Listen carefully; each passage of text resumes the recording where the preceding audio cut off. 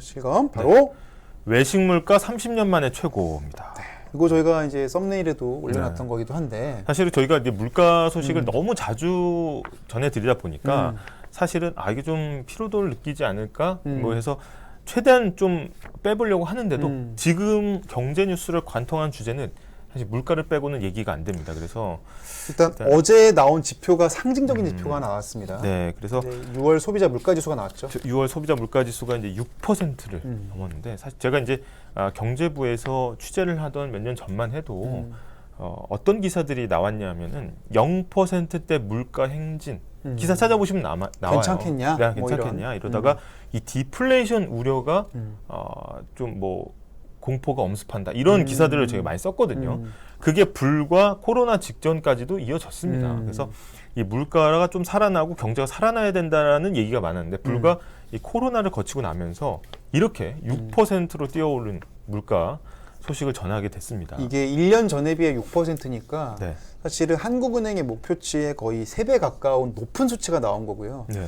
이게 24년 만이라고 하죠. 24년 만이고 이게 IMF 때죠. IMF 경제 위기가 불었던 97년, 98년 그 당시를 제외하고는 그럴 때나 있었던 일이 네, 그러니까 이건 다시 그때 당시에 IMF 외환위기 때는 기억이 나실지 모르겠지만 우리나라 환율이 2,000원까지도 치솟았습니다. 그거는 어떻게 경제 위기이기 때문에 당시에 물가가 오르는 거는 당연한 현상이었어요. 왜냐하면 환율이 그렇게 2,000원으로 갑자기 오르면 그렇죠. 외국에서 물건을 사올 때 달러로 바꿔서 사와야 되기 때문에 훨씬 수입 물가가 비싸지기 때문에 그게 견인한 거였거든요. 그렇죠. 그러나 지금 같은 경우는 그런 어떤 경제 위기 상황이 터지진 않았는데 거기까지는 아닌데 네, 사고가 지금 나진 않았습니다. 근데 굉장히 압박을 받는 상황에서 6% 찍었다는 거는 굉장히 큰 의미가 있다 이렇게 볼 수가 있겠습니다. 네, 그런 와중에 환율도 어쨌든 오르면서 네. 또 계속 앞으로 물가 전망이 좀 어두운 상황인데 네. 특히 지금 외식 물가가 좀 심각해요. 지금 이게 이제 물가표죠. 이거 예. 볼까요 이거? 물가 보면은 이게 지금 비빔밥 같은 경우는 뭐 대전 같은 경우 9,400원이네요. 네. 비빔밥. 그다음에 김치찌개는 지금 이 중에서는 제일 높은 데가 강원도가 강원도. 7,556원.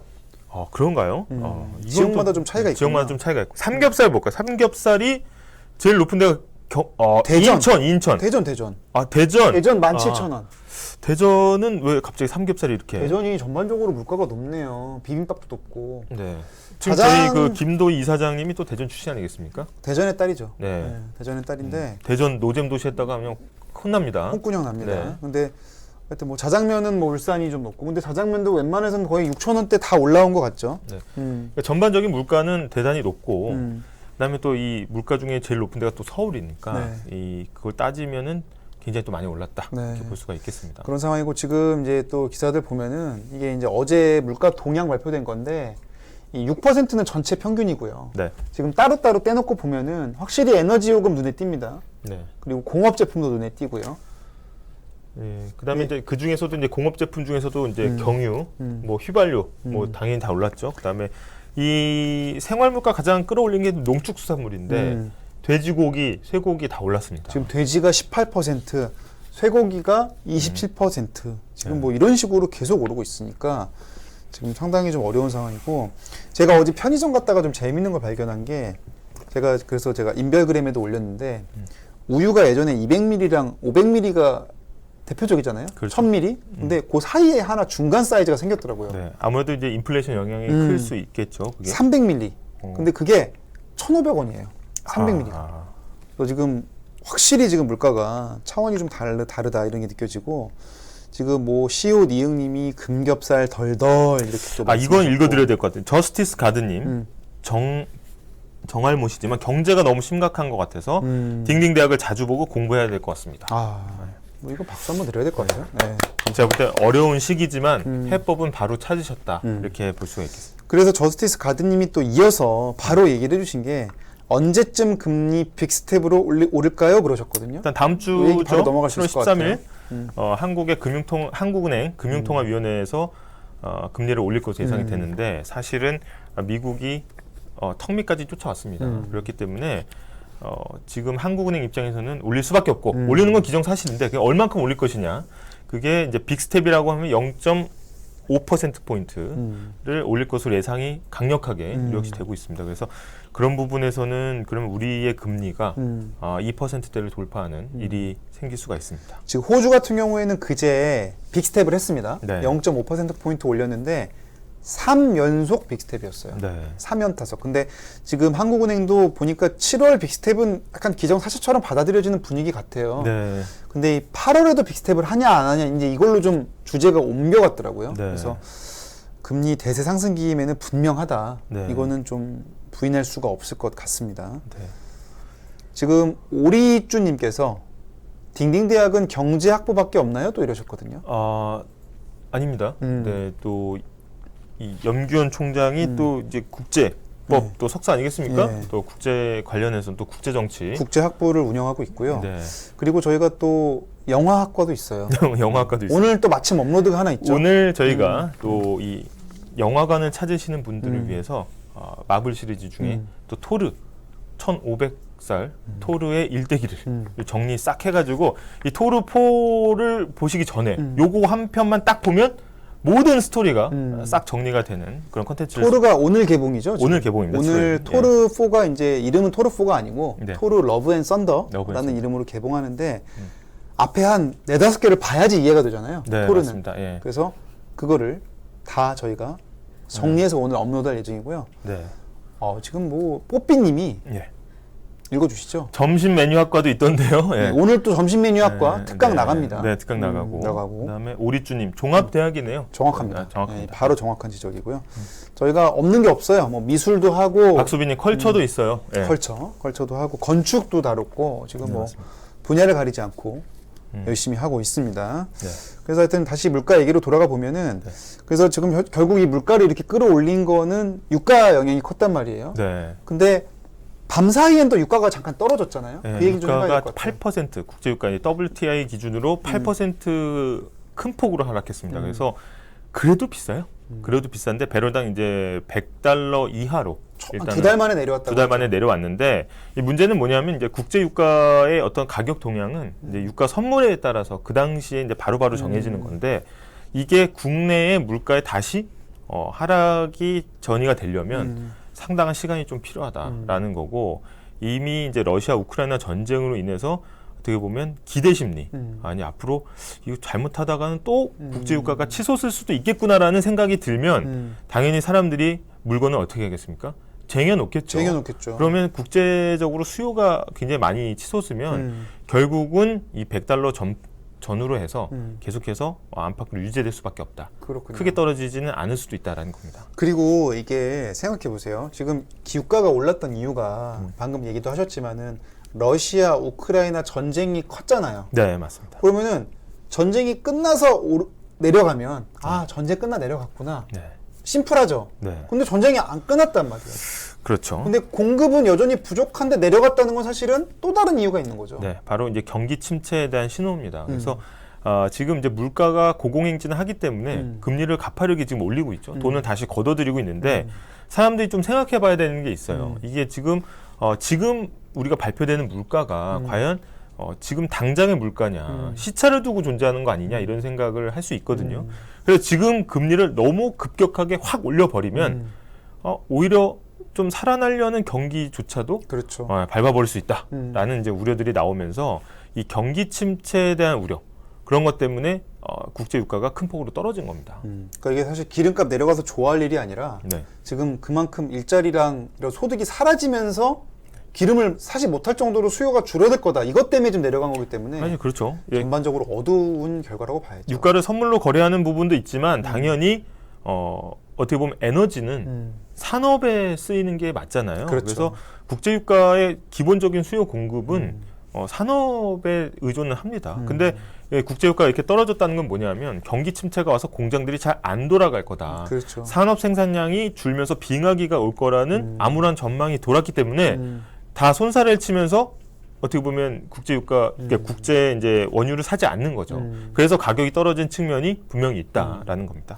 그래서 어제 밤 사이에는 또 이 달러로 수요가 몰리고 네. 또 이 침체 우려는 커지는 네. 그런 상황이 나왔는데 그래서 사실은 좀 어려운 개념인데 장단기 금리 역전 현상도 벌어졌는데 네. 이거는 저희가 내일 좀 자세히 살펴보죠. 자세히 좀 설명을 좀 드려보겠습니다. 이 네. 장단기 금리가 어떻게 보면 이제 저희가 간단하게 얘기했던 그 구리 박사님, 닥터 코퍼와 같이 이 경기 침체가 나타나기 전에 그 전조 현상. 징후들이 야 있죠. 조심해, 간다, 경기 침체 간다. 미리 알려주는 선행 지표 중에 하나거든요. 그래서 이 장단기 금리 역전 이런 현상도 좀 알아두시면 굉장히 뉴스 해석에 도움이 되기 때문에 내일 빌런 사냥에서 저희가 다루기로 이렇게 했습니다. 지금 엠마님이 종합대학이다 한 뒤에 이 관련된 또 반응들이 많이 나오고 있습니다. 네. 뭐 자야님이 내 손 안에 작은 종합대학, 네. 또 박수빈님이 딩딩대학 내 주변에도 꼭 알리기 이러면서 막 홍보해주고 계신데 네. 또 엠마님이 이 얘기도 해주셨습니다. 요즘 탑건 4D로 보는 게 대세라던데 그러셨거든요. 네. 이건 또 저희가 안 얘기할 수가 없죠. 자꾸 이제 물어보시니까 하는 거야. 그러니까 탑건도 저희가 영상에 올라가 있습니다. 그래서 탑건 자체도 지금 탑건 2라고 써 있진 않아요. 네, 탑건 매버릭이라는 부제가 있는 건데 사실은 그 탑건 36년 전에 나온 탑건 1편을 안 봐도 충분히 재밌게 즐길 수 있다라는 평이 지배적입니다. 하지만 더 재미있게 즐기려면 예를 들어서 극장 표 가격을 쏙쏙 끝까지 빼먹으려면 그런 어떤 영화 속에 숨겨진 맥락 이런 걸 알아야 되는데 그걸 이제 어떻게 또 탑건 1을 봐. 그럴 필요 없이 딩딩대학에서 탑건 영상을 올려놓은 게 있습니다. 탑건 보기 전 총정리. 네, 그걸 한 편 딱 보시면 또 깔끔하게 정리가 된다는 겁니다. 아니 영화 티켓이 요새 막 15,000원, 막 16,000원 이래요. 네, 그래서 그 돈 내고 보는데 제대로 봐야 될 거 아니에요. 네, 제대로 뽑아 먹어야 되기 때문에 저희가 가장 준비하고 빨리 있다. 잘 뽑아 먹을 수 있는 방법을 올려놨습니다. 네, 그래서 저희가 좀 이런 상황들 좀 계속 짚어보고 있고요. 네. 지금 또 극초음속님이 전쟁 끝나면 그만큼 또 안전화 위해서 조치 과정 있지 않나요? 그러셨는데 네, 전쟁이 제가 볼 때는 종전이 될 가능성은 굉장히 희박합니다. 일단은 기본적으로 휴전을 하겠죠. 휴전을 하고 뭐 협상에 들어가는 게 수순이고 그 과정이 굉장히 지리하게 진행이 될 거고 게다가 국지전도 심심치 않게 일어날 거다. 그래서 아직 정리되려면 시간이 좀 필요하다는 겁니다. 다만 우리 이제 부동산 시장에 좀 비유를 해볼게요. 네. 부동산 시장에 어떤 호재가 벌어지면 크게 5단계의 모멘텀이 있다고 합니다. 네. 첫째, 지하철 생긴대 올라. 지하철 공사한대 올라. 착공시. 야 지하철 다음 달에 개통된대 올라. 그러다가 지하철 개통했대 이러고 또 올라. 그 다음에 지하철역 주변에 역세권이 생기면 또 오르고 이런 식으로 어떤 이벤트를 두고 그 전후에 또 모멘텀들이 파생적으로 생기거든요. 네. 전쟁도 마찬가지예요. 이 우크라이나 전쟁도 지금 말씀하신 대로 전쟁 끝난다고 바로 막 사라지고 이러진 않겠지만은 네. 야 전쟁 곧 끝난대 해도 시장에 영향을 당연히 줄 것이고 네. 전쟁 내일 끝난대 그럼 또 영향을 주고 이런 식으로 계속 오기 때문에 물론 그 실제 전쟁 끝날 때까지 시간이 많이 걸린다 할지라도 그 사이사이에 미치는 영향들이 굉장히 크다. 근데 그걸 일일이 다 모니터할 수가 있어요, 없어요? 근데 저는 사실은 지금의 어떤 러시아 우크라이나 전쟁을 보면서 느낀 게 뭐냐면 러시아와 우크라이나의 전쟁은 끝날 수도 있어요. 하지만 이게 이제 양쪽 세계로 양분된 냉전 상황에서는 어디든지 지금 전쟁이 일어날 수가 있다. 그렇죠. 이런 생각이 들고 특히 이제 북중러 이렇게 한 팀이 됐고 나머지 이제 서유럽과 미국을 중심한 나토. 그렇죠. 그러니까 이게 어디서 터질지 모르는 화약고들이 많이 생기는 거 아니냐. 그렇게 따지면 큰 그림에서 봤을 때는 전쟁 국면은 상당 부분 계속될 수가 있다라는 겁니다. 다만 이제 러시아가 워낙 원유랑 가스 이게 크기 때문에 네. 우크라이나는 곡물 그래서 단기적으로 좀 숨통을 트려는 노력은 분명히 있는 것 같아요. 네. 근데 그럼에도 전반적으로 이렇게 세계 정세가 썩 좋은 건 아니다. 이렇게 볼 수 있을 것 같고 다만 수마나 드림이 미래다니 양 총장님 이번에도 토를 보시나요? 이건 뭐 의심의 여지가 없습니다. 저는 아니 이분은 지금까지 마블 영화 다 봤어요. 나온 거는 거의 바로바로 다 보시고 네. 드라마까지 싹 다 봤죠. 드라마도 디즈니 플러스에서는 다 봤죠. 예, 그래서 지금 수요일마다 미즈 마블이 업데이트되고 있습니다. 그래서 계속해서 보고 있고 오늘도 이제 업데이트 될 예정이고. 네.